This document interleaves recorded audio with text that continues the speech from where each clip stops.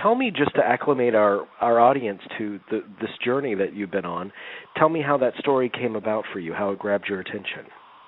A friend brought it to me and there had been a National Geographic Adventure article written about Chris Nicola's discovery of the objects in the cave and finding the family. And so he said, there's this great Holocaust story, and here's the article. And I said, no. And I think that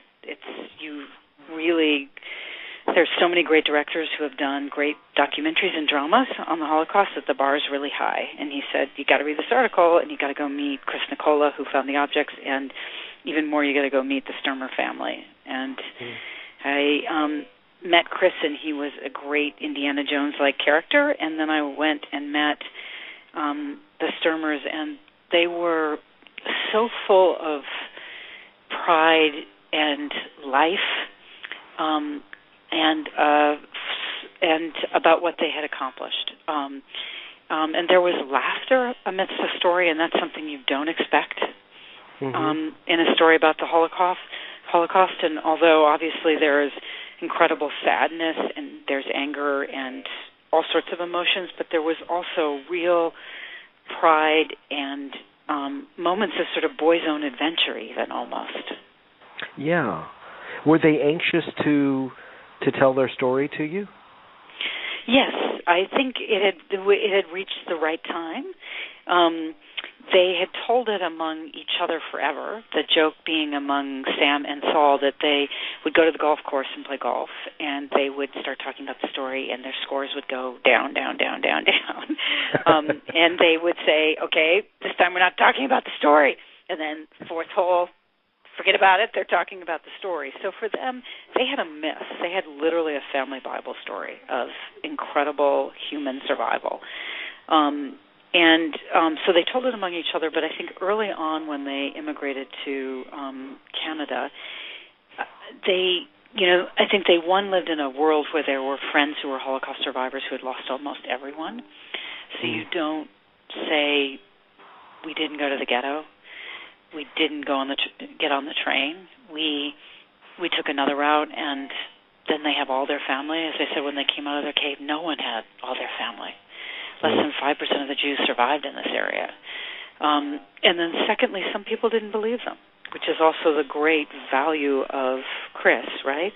That he went back and he found all the objects. And so I think they got on with their lives. They built businesses, had families, learned languages, but it was the right time for them. Saul would tell me that it would have been the right time about 8 years ago, because we were really pushing the time when it would be physically possible for them to return to the Ukraine. Basically, he told me that was the last year he thought he could physically do it, and he was 90 when he went back. Oh my goodness! He's 92 now. And well over 60 years ago that these events took place, and obviously their memories of these events are so vivid, aren't they? Yes. I mean, actually, Sam, with his daughter's help, drew an entire map, house by house, of who lived where in the village. It's incredible, their memories. I could not tell you beyond a couple neighbors where I lived when I was 10 years old. Yeah, I'm in the same boat. Yes, yeah. But tell me about the process of returning them to the caves. Were they hesitant to return, or did it feel like kind of a full circle event that they needed to participate in? No, I think that they really wanted to. There was some trepidation ahead of time, right? Because you're going back to a place where your neighbors and friends were willing to kill you. But they wanted to. I in no way. They really wanted to go in, and I actually think when Sam and Saul couldn't go into the second cave, it was a little disappointing. But then that was made up for the fact when they went into the first cave. And they also got to send their grandchildren down. And, and Saul was so proud that his granddaughter got to see, the cave that he calls my cave. That's my cave. Yeah. you started in, correct me if I'm wrong, but kind of television investigative journalism, correct? Yeah, I actually started at 60 Minutes. I had I actually think you don't get better teachers in that world than Diane Sawyer and Don Hewitt, from the founder of 60 Minutes, and Diane, who was the correspondent I worked for. So that's where I learned storytelling. I laugh and say that when I saw Good Night, Good Luck, the Clooney film, is that there were people at 60 Minutes when I arrived who, the Patricia Clarkson and Robert Downey Jr. characters, were producer-directors at 60. And when I saw that film, I sort of inhaled breath, because that was my environment was I was a kid among all the greats who had created storytelling and television news. So absolutely, all the giants. I mean, that really put some pride into journalism. I mean, gave it a great name. Yeah, and so it's about as good a place to go. And on the humorous level, I say, when I started there, 22 million people saw my work every week, and it's been downhill since then. Because really that was, which also, in looking for films, I think in some ways coming from that background, I care about meaning and fact and documentary, but I also care about trying to bring stories to bigger audiences. I have so much admiration for the incredible documentaries. You go to, Toronto Film Festival and you're blown away by Art of Killing films that are not as commonly seen.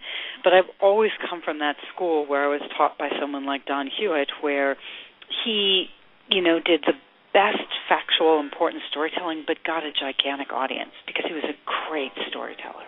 Yeah. And same way with Diane. And so it's always been my desire to sort of, what are the tools and the team you need to create it, to take a factual story and bring it to the audience that this story certainly deserves for what this group of 38 people accomplished over 511 days. Well, there are two quick questions that come to mind based on what you just said. First of all, the parallels between your beginnings in the industry and feature documentary filmmaking are obvious, but with the exception of the length, I mean, what are the major differences for you in that process?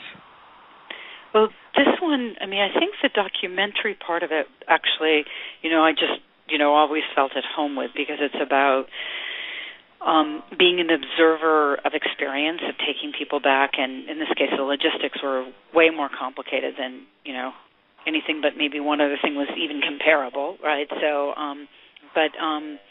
and then it's about listening to people, and documentaries or longer-form journalism is a privilege because you have the time to really ask the questions and listen and let it play out, rather than looking, in 30 minutes to, you've got to check off the boxes, right, which are really valuable but different, serve a different purpose.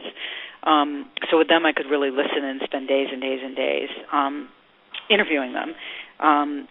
But the part that was new for me was the drama, right? So, and right from the start, I really thought for people to understand what the underground world and living in a cave entailed, for people to understand the adventure survival,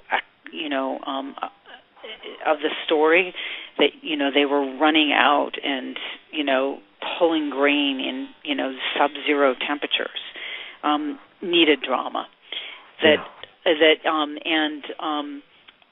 So it, I'm not actually a fan of reenactment, and I love drama. I'm wild about drama and see every film around, and I also love doc, but this one seemed to uniquely call out for drama to help people enter this world, and since the Sturmers are so much actors and adventure actors, to show that, but also to use the factual base, because you story's the most incredible story, so you don't need anything more than the fact, and also to honor the fact that these are the last few years that we'll have people alive, right, that are eyewitnesses.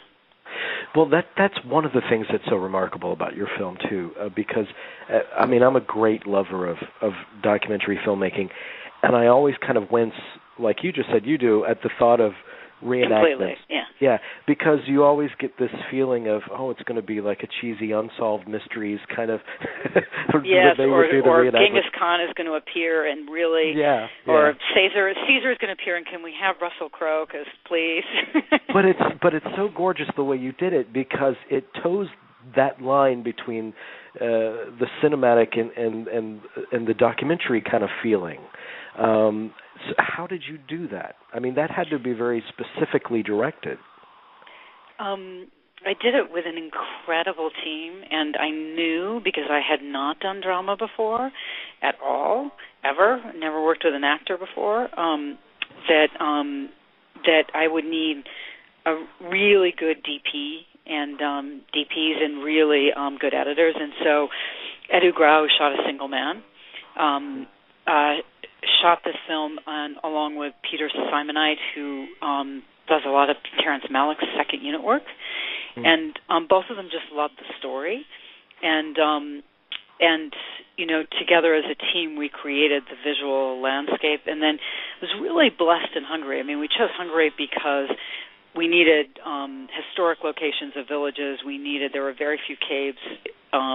Really, frankly, there weren't a lot of cave choices in the world that would have enough access but be wild enough for us to work in northern Hungary. There was one. But I really was gifted with actors, and turned out I actually love working with actors now. So I really had a gifted group in Hungary that ranged from, a very well-known Hungarian actress who played Esther to, some actors who'd never acted at all before. So,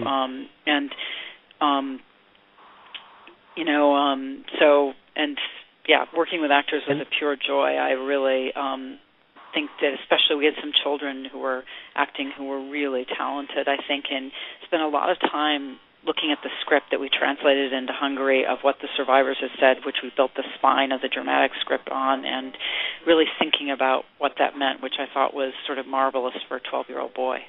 Yeah, their emotional investment is obvious. I mean, watching the movie and watching the way you did the reenactments, it's just a terrific thing. I want to know about the reaction from audiences when you have screened your film. What has surprised or delighted you most about their reaction? There have been one screening I saw. I think in the Hamptons, where we were lucky enough to win the Audience Award, is that people laughed, and Saul and Sam laughed telling some parts of this, right? Just like they get angry or are really sad in some parts of it, and so. There are a few moments where the brothers are out doing things, right? And I thought that's good because even dark circumstances are filled with light and laughter in moments, and that's actually how you keep going, as you believe that it's possible. You believe that you can do it, so that was gratifying. But the moment that I love best in the film on the documentary side is the moment that a lot of audiences react to, which is a moment that was sort of serendipity, which is Cesar and I had set up the lights to turn on so that we could illuminate the room in Verteva, and then after we were there for a while, Saul asked us to turn them off. And I just loved that moment because that was him and unexpected. And that's that with his brother Sam, and that's the exact story, which is the worlds got switched, light and dark switched. Dark became light and safety, and nature was a protector, and the outside world was scary and full of evil people. Yeah, that's remarkable. And there's something about people that go through trauma in their lives and they come out victorious on the other end. There's just something about those people that inherently they truly appreciate every day that comes after, in a way that a lot of us don't. I think that's a great lesson to learn from the survivors of this terrible ordeal. No, they really, as they say, we came out and Sonia says, we beat Hitler. We won. And Saul will say, we looked around and no one had intact families, right? And so it is a great lesson in what is possible to make it through, and then how you can live well afterwards, which they really did. Saul and Issel, founded a construction company that is incredibly successful in Montreal, that Saul at 92 still goes to work from like March or April to November. He spends the winters in Florida, but he still goes to work every day. Wow. Every day during the week, and it's, he's 92 years old. Before I let you go, I wanted to ask you a question about what you truly think the movie is about, because what fascinates me about documentary filmmaking is you can go in with one objective, but just in the process of doing it, it kind of evolves into something else, and it might be something that by the end of it completely surprises you. Like you didn't realize that you were making a movie about that particular message. But was there anything about this process that surprised you of how it evolved? I think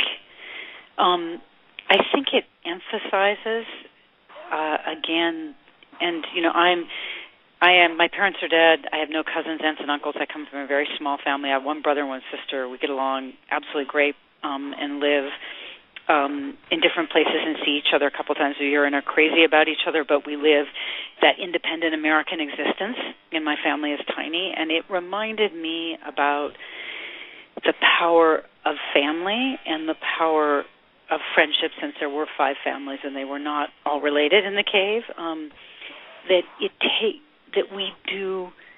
we are capable of greater things in small groups than we are alone.